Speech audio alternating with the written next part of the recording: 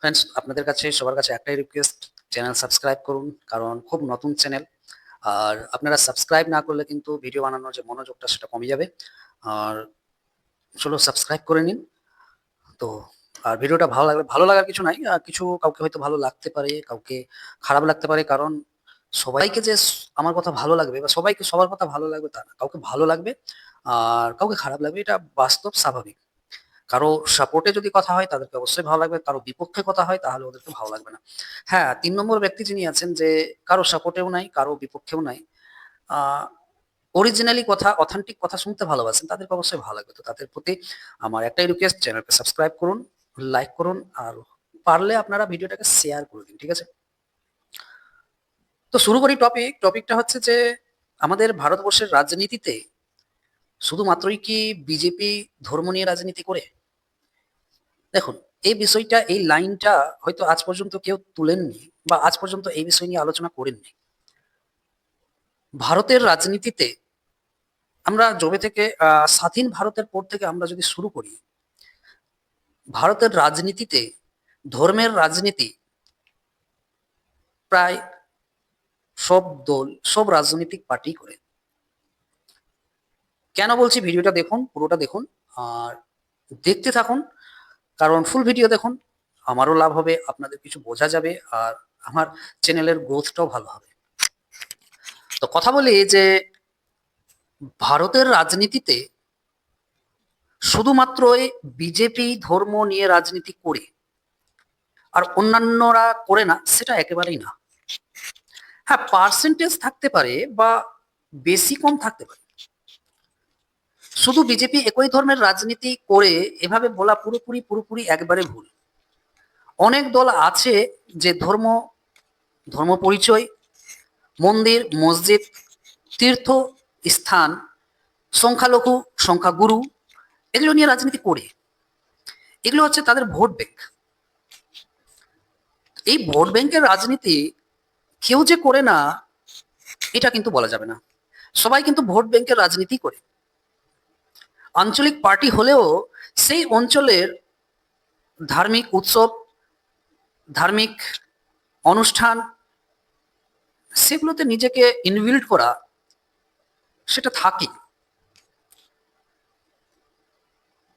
যেমন ধরুন যে টিএমসি আমাদের রাজ্যের আঞ্চলিক বা রাজ্যের পার্টি বলতে পারেন। যে টিএমসি অবশ্যই ভারতের আহ, অন্যান্য রাজ্যতে এখনো সেরকম প্রভাব বিস্তার করতে পারেননি।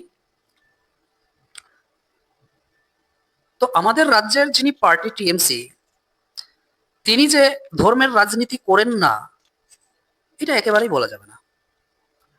বা কংগ্রেস ধর্মের রাজনীতি করেন না একেবারেই বলা যাবে না। বা বামপন্থা, যার বেসিক ফান্ডামেন্টালটাই হচ্ছে ধর্ম নিরপেক্ষতা, কিন্তু ধর্ম নিয়ে রাজনীতি করেন না। আমি কিন্তু বামফ্রন্টকে একটু আলাদা ভাবেই রাখবো এদের সাথে। কারণ হচ্ছে যে ইনার ধর্মটা, ধর্ম নিয়ে রাজনীতিটা অন্যান্যদের থেকে তুলনামূলক কম। কিন্তু আমি যা বলবো যে একেবারেই করেননি বা একেবারেই কোথাও করছেন না, এটা কিন্তু ভুল। কিন্তু অন্যান্য যে কোনো পার্টিদের থেকে এদেরকে আমরা একটু আলাদাভাবে দেখতে পারি। বা এদের রেকর্ড আছে যে সংখ্যালঘুদের প্রতি যত্নবান ছিলেন, ঠিক আছে, কিন্তু অন্যান্য ধর্মদের প্রতি যে উদাসীন তাও না, আর বিশেষ করে ধর্মই নিয়ে কাজ করতে হবে তাও ছিলেন না। কিন্তু হ্যাঁ, আমরা দেখেছি বামফ্রন্ট নেতা, সিপিআইএম নেতাদেরকে বিভিন্ন ধার্মিক অনুষ্ঠানে, যেমন ইফতার পার্টি, বিভিন্ন ধরনের পাড়া গ্রামের জলসা, পূজা মণ্ডপ যান। ধর্ম নিরপেক্ষতাটা আমরা তখনই বলতে পারবো যখনই এক বাক্যে যদি না হয়ে যায় যে না, আমি ধর্ম বা ধর্মের জায়গাটা আমরা যাই না, আমাদের নেতা যায় না, তাহলে আমরা ধর্ম নিরপেক্ষতা বলতে পারবো। কিন্তু যান। তাহলে এবার আসি যে সবাই যখন ধর্মের রাজনীতি নিয়ে, ধর্ম নিয়ে রাজনীতি করে, তাহলে কিন্তু শুধুমাত্র বিজেপি কলঙ্কিত কেন? বিজেপিকেই কেন বলা হয় যে এরাই শুধুমাত্র ধর্ম নিয়ে রাজনীতি করে? হ্যাঁ, এটা তো বলাই যায় যে বিজেপি অন্যান্যদের তুলনায় সবচেয়ে বেশি ধর্ম নিয়ে রাজনীতি করে। এটা কিন্তু বিজেপির প্রত্যেকটা নেতা এরা কিন্তু স্বীকারও করে, এরা নিজে বলে আর কি, যে আমরা হিন্দুত্ববাদী, আমরা হিন্দু ধর্ম নিয়ে রাজনীতি করি। ওদের মেন ভোট ব্যাংকটাই হচ্ছে হিন্দু ভোট। আর যে অন্যান্য রাজনৈতিক দল আছে, টিএমসি, কংগ্রেস, এদের কিন্তু নিজের যে রাজনৈতিক ভোট, এদের যে ভোট ব্যাংক, এরা ভোট ব্যাংকটা কিন্তু প্রত্যেকটা ধর্মতেই ভোট ব্যাংকটা আছে। মুসলিমদের ভোট ব্যাংক এদের কাছে আছে, টিএমসি মুসলিমদের ভোট ব্যাংক আছে, খ্রিস্টিয়ানদের ভোট ব্যাংক আছে, এদের হিন্দুদেরও ভোট ব্যাংক আছে।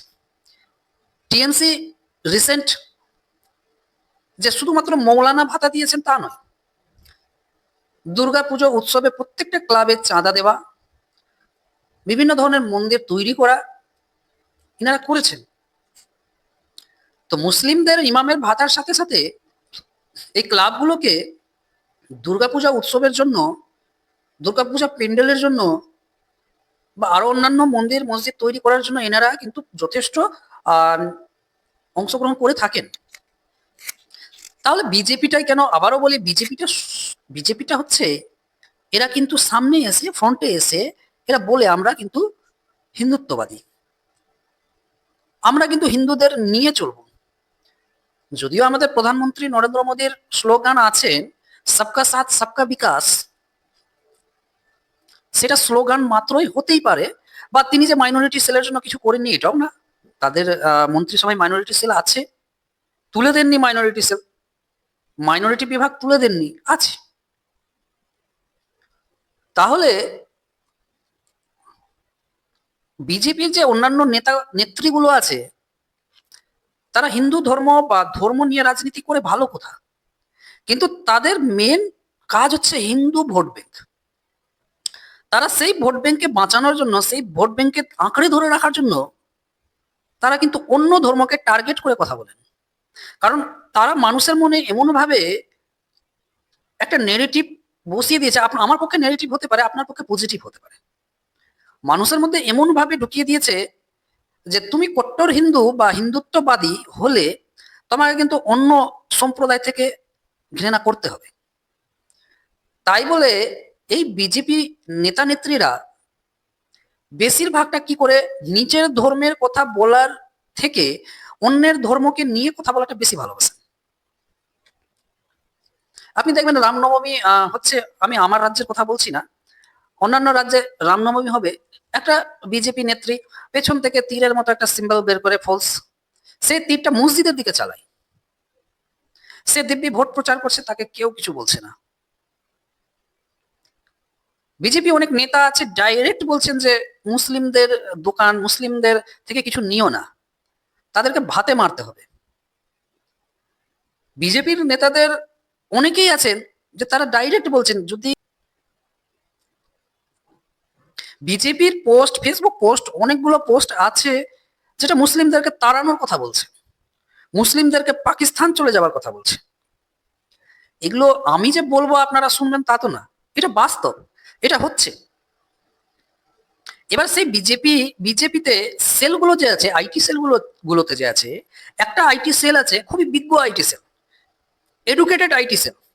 ওরা কিন্তু সেই আইটি সেলে সফট ভাবে, খুব নরম ভাবে, যে সবকা সাথ সবকা বিকাশ যেটা মুদ্রা আছে সেটাকে হালকা ভাবে চালিয়ে দেয়। এটা কিন্তু খুব জোর করে চালাবে তাও না, তাদের মোটোটা হচ্ছে হালকা ভাবে চালাও, যে ভবিষ্যতে যদি বা কাল যদি বা যারা মুসলিম ভোটার বা আমাদের যারা মুসলিম রিলেটিভ, আমাদের মুসলিম যেখান থেকে আমরা হালকা ভোট পাচ্ছি কিছুটা, সেটা যাতে টিকে থাকুক। বা আমরা বিজেপিকে, এমনও হতে পারে কিছু হিন্দু সমাজের মানুষ বিজেপিকে এই হিন্দুত্ববাদী আর অন্য ধর্মকে টার্গেট করে কথা বলার জন্য তাদের বিরুদ্ধে হয়ে যেতে পারে। একটা সুবুদ্ধিমান হিন্দুত্ব ব্যক্তি যদি তাদের কথাগুলো শুনে, তাহলে তাকে কোশ্চেন করবে যে আপনি দেশের নিয়ম শৃঙ্খলাটা ভাঙছেন, আপনি দেশের গণতান্ত্রিক যে ব্যবস্থাপনা সেটা ভাঙছেন, সংবিধান ভাঙছেন। যাতে এটা প্রশ্ন না করতে পারে কেউ, তার জন্য একটা সফটনেস আছে। সেই আইটি সেলে বিজ্ঞ বা এডুকেটেড পার্সন বসে আছেন, যেটাকে হালকা ভাবে সেই ফরওয়ার্ড গুলো যাতে তাদের মাঝে পৌঁছে যায়।